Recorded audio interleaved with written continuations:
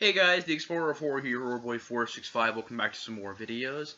And today getting on to the second film in the Dragon Ball Z movies, and that is Dragon Ball Z, The World's Strongest. As you guys can see right there, movie 2.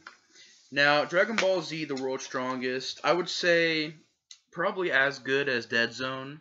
I would definitely say that the action is definitely upped in this film. The fight scenes are upped in this film. But I would say as far as the story goes and the fight scenes and just combining both of those things in general, the music is also well done. Also, on these movies, they have some really good music. Both the Japanese and the English scores are really, really good. I forgot to mention that in my previous review of Dragon Ball Z Dead Zone. But The World's Strongest, I feel like the story is as good as Dead Zone. I feel like the action is a little bit better than Dead Zone. But altogether, I would say that it's just on par with Dead Zone. I would say that I like Dead Zone and The World's Strongest a little bit more than Tree of Might, because Tree of Might had really good action scenes, but the whole story of nature and, you know, just the overall story and the fact that it takes around, you know, trees and plants and stuff like that, I don't know. Kind of an plot, but I definitely would say that it has way better, like, it has, like, freaking awesome action in it. I would say Tree of Might, as far as the story goes, but the action is great in the film. But I feel like Dead Zone and The World's Strongest have really good stories to them. And The World's Strongest is pretty much about, at the beginning of the film, where Oolong and Gohan, they're in this frozen Antarctic kind of place, and they end up seeing this guy who is the assistant to Dr. Wheelo, who is this character where him and his assistant were caught in an avalanche, and it ended up costing them having to go to, you know, robots and androids and stuff like that. And basically, Dr. Wheelo's assistant recovers Dr. Wheelo from the ice, and these creatures that come out with, like, Cybermen. Those of you that know the show, if you guys know what Cybermen are, Cybermen were like in the Dragon Ball Z first season and the second. Well, I believe it was in the first season. Is it in the first season or second? I think it was in the first season. I know that there was in the Sand Saga, so I think it was the first season. But they look like Cybermen a little bit. They're a little bit more darker, but they have different looking faces as well. But they start attacking Piccolo, or they're getting ready to attack Gohan and Oolong, and Piccolo comes in and saves them. A blast happens, and Oolong and Gohan are knocked out. When they wake up, you find out they were caught in an avalanche, or, you know, something like that. Sort of like an avalanche. And Oolong tells Gohan to tell no one about this. Pretty much, Oolong and Gohan go back, and Dr. Wheelo ends up trying to look for Earth's mightiest warrior. And at the time, he's thinking it's Master Roshi. And Master Roshi is back at Kame House relaxing, and pretty much Dr. Wheelo's assistant and a couple of the weird Cybermen-looking creatures go with them. They go there, they kidnap Bulma, and they kidnap Master Roshi.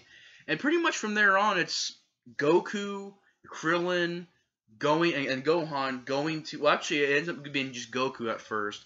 Goku ends up going to this base out in the snow and the ice, and he ends up running into these bad guys in the front cover.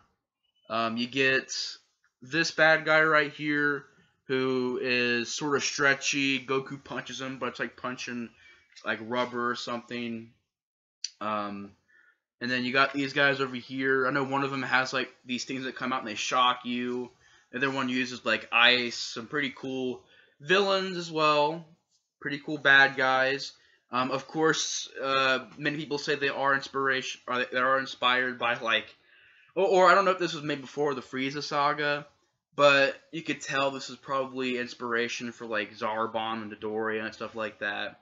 I've heard many people say that, and I have to agree with that. They do look like Dodoria and Zarbon. They would go on to be the enemies in the Frieza saga. But some really cool henchmen. Alright, cool. I didn't mind the Dr. Wheelo's assistant either. Pretty cool, you know, henchman, bad guy. And Dr. Wheelo is basically this giant brain in this machine. And he ends up finding out, because Bulma tells him that Master Roshi is old now. He's not the mightiest warrior on the Earth anymore. It's Goku.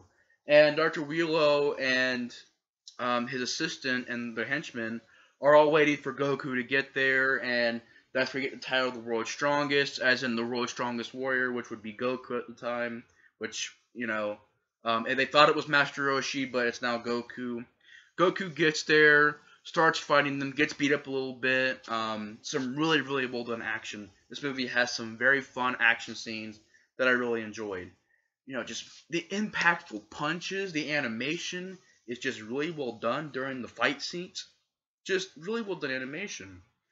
I have to say, like, the voice acting in this film is great. The ideas are great. The bad guy is pretty good. Overall, it's pretty fun, pretty entertaining film. On par with Dead Zone. I feel the story is a little bit better than Tree of Might. But Goku's fighting them. He's struggling. Gets frozen. Krillin and Gohan show up, start helping him.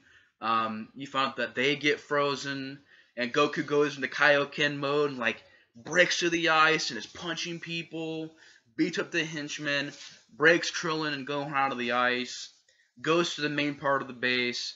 You have Dr. Willow's assistant who starts fighting them, and Goku starts fighting Dr. Willow himself, who turns, and you can see a little bit of it here, turns into this giant robot. Also on the DVD, this is Dr. Willow's assistant right there. So, well, I don't know if you guys can see it or not, but check it out. That guy right there is Dr. Willow's assistant. And basically, pretty much Gohan, I think, and Krillin, or I think Krillin stays back, but I know that Gohan fights Dr. Willow's assistant. I keep holding up Dead Zone cover, but Gohan fights Dr. Willow's assistant, Goku and Piccolo, because Piccolo ends up showing up. Goku and Piccolo actually fight because Dr. Willow has control over Piccolo's head because he has this weird vein, this weird row of veins around his head. And Piccolo ends up almost killing Gohan. And he's attacking people, he's beating up Gohan, beating up Goku. Goku ends up fighting him a little bit to where the veins go away, so where he's not under Dr. Willow's control anymore. And basically, him and Piccolo start fighting Dr. Willow. Some really good action scenes. Goku getting punched through walls and punched just through the building. Goes into the outside. Dr. Willow is beating the crap out of Goku, but Goku's still fighting back. Goes into Kaioken mode. Some really good action.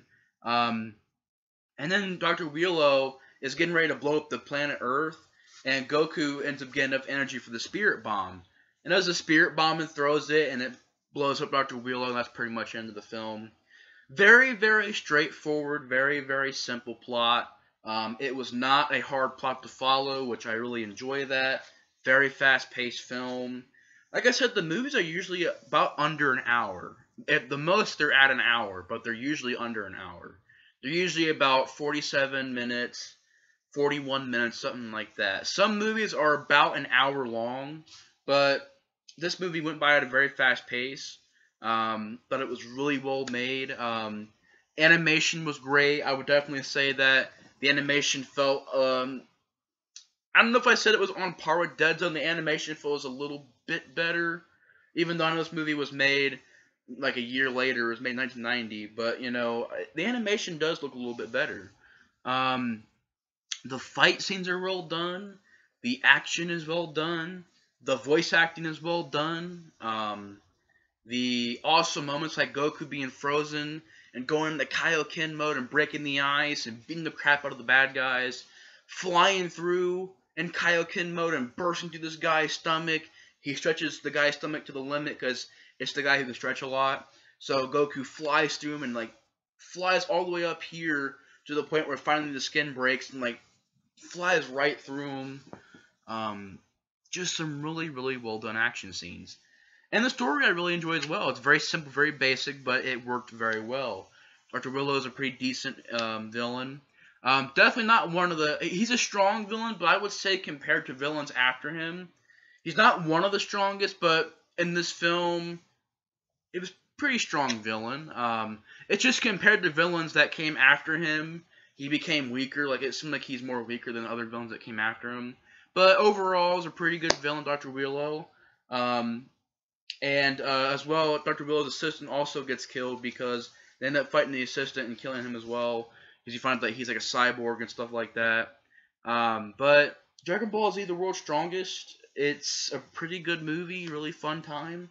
I definitely recommend Dragon Ball Z: The World's Strongest. It's about as good as Dead Zone, and it's just a fast-paced film with some really good action, some really good voice acting, and basic, easy to follow plot. It's just a really well-made movie, and it's just yeah, thought it was on par with Dead Zone. I'm not really well sure to say about it, other than I definitely recommend it. But yeah. Anyways, guys, thanks for watching my review of Dragon Ball Z Movie 2, The World's Strongest. I would definitely give it a watch. It's a well-made movie. But anyways, guys, thanks for watching my review on Dragon Ball Z, The World's Strongest. And I will see you guys probably tomorrow for my review of Tree of Might. Which, like I said, Tree of Might has some really well-done action scenes. Probably some of the best ones I've seen so far are from this movie. It's just the fact that, I don't know, it's just the whole nature thing. And Goku delivers his line like, I have the power of nature, or something like that. Just, the whole nature aspect of it was pretty cheesy. But when you look past the whole, nature and trees and plants, if you look past that, it has some really good action scenes, and didn't mind the character of Turles. Okay, I don't know if evil version of Goku, but he looks like Goku. They don't really explain a lot of it, but I guess he was a Saiyan from the same mold as Goku. But Turles is a pretty strong, enemy. The henchmen in this movie were kind of forgettable, at least in, the world's strongest. They were memorable. The guy who could freeze, and the guy who had these things that come out and electrocute people, and this guy who could stretch, and could not get punched. I mean, he got punched, but he didn't feel pain. But Turles is a pretty good bad guy, but I'll get to this movie tomorrow. It's a pretty good sequel, but the nature, the plants, and stuff like that, but it does have some really good action in it. But anyways, guys, thanks for watching my review on Dragon Ball Z: The World's Strongest. I know I pretty much just said that like freaking 3 times now. I apologize. But I will see you guys on next review. Bye, guys.